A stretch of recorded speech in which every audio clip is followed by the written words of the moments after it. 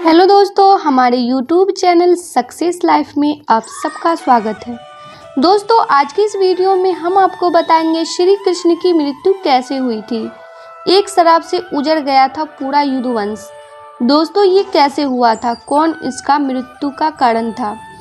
श्री कृष्ण की लीलाओं से शायद ही कोई शख्स अनजान होगा, लेकिन क्या आप जानते हैं कि कृष्ण की मृत्यु कब और कैसे हुई थी? वो कौन था जिसके हाथों श्री कृष्ण की मृत्यु हुई? मानवता और मानव जाति को लगभग नष्ट कर देने वाला कुरुक्षेत्र का युद्ध शांत हो चुका था। अपनी जीत पर पांडव खुश नहीं थे, बल्कि युद्ध से हुई तबाही को देखकर उनका मन बहुत विचलित हो रहा था। युद्ध के बाद श्री कृष्ण पांडवों के साथ गंगाधारी और धृतराष्ट्र के पास बेटे दुर्योधन की मौत पर शोक जाहिर करने और क्षमा मांगने पहुंचे।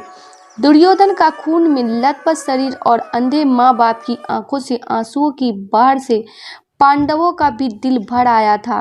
गंगाधारी पांडवों को छोड़ श्री कृष्ण को दुर्योधन की मौत का असली जिम्मेदार मानने लगी थी। दोस्तों, गंगाधारी ने श्री कृष्ण पर चीखते हुए कहा, आप दुर्कादिश हैं, जिनकी पूजा मैंने खुद विष्णु अवतार मानकर की। क्या आप अपने किए पर जरा भी शर्मिंदा नहीं हैं? आप चाहते तो अपनी दिव्य शक्तियों से इस युद्ध को टाल सकते थे। बेटी की मौत पर आंसू बहाने वाली एक माँ का दुख तुम खुद अपनी माँ देवकी से जाकर पूछो, जिसने अपने 7 बच्चों को अपनी आंखों के आगे मरते हुए देखा है। इसके बाद गंगाधारी ने कृष्ण को श्राप देते हुए कहा, यदि भगवान विष्णु के प्रति मेरी आस्था सच्ची रही है तो आज से ठीक 36 वर्ष बाद तुम भी इस धरती पर जीवित नहीं रहोगे। द्वारिका तबाह हो जाएगी और यादव वंश का हर इंसान एक दूसरे का खून का प्यासा हो जाएगा। सुनकर सभी पांडव चकित रह गए, लेकिन भगवान कृष्ण विचलित न हुए और मुस्कुराते हुए उन्होंने ये अभिशाप स्वीकार कर लिया। दोस्तों, गंगाधारी के श्राप की वजह से जब कृष्ण जी खुद युद्ध के 36 सालों के बाद द्वारका में बसने के बाद एक दिन एक वृक्ष के नीचे रात्रि में विश्राम कर रहे थे, उस समय उनके पैर में लगी हुई मणि तेजी से चमक रही थी। उस चमकती मणि को देखकर एक शिकारी, जिसका नाम था जारा, उस समय शिकारी ने श्री कृष्ण के पैरों को देखकर यह अनुमान लगाया कि वह कोई मृग है। उस समय शिकारी जरा ने कृष्ण जी के पैरों में तीर से प्रहार कर दिया। जरा के तीर से घायल श्री कृष्ण ने वहीं पर देह त्यागने का निर्णय ले लिया।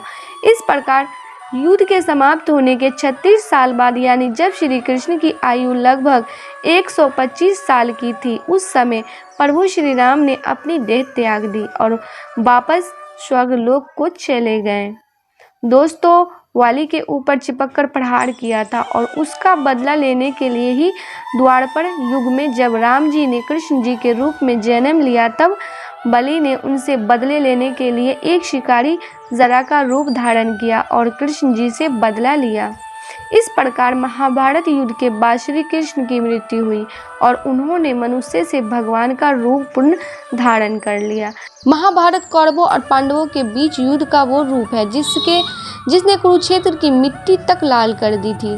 कहा जाता है कि इस भयंकर युद्ध में इतने लोगों ने अपनी जान गंवाई थी कि आज भी उनके लहू से कुरुक्षेत्र, जहां महाभारत का युद्ध लड़ा गया था, की मिट्टी का रंग लाल है।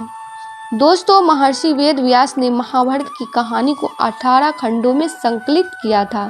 कुरुक्षेत्र का युद्ध इस ग्रंथ का सबसे बड़ा भाग है, लेकिन युद्ध के पश्चात भी बहुत कुछ ऐसा रह गया जिसके विषय में जानना बहुत ही जरूरी है, जिनमें भगवान श्री कृष्ण की मृत्यु और द्वारिका के नदी में समा जाने की घटना अत्यंत महत्वपूर्ण है।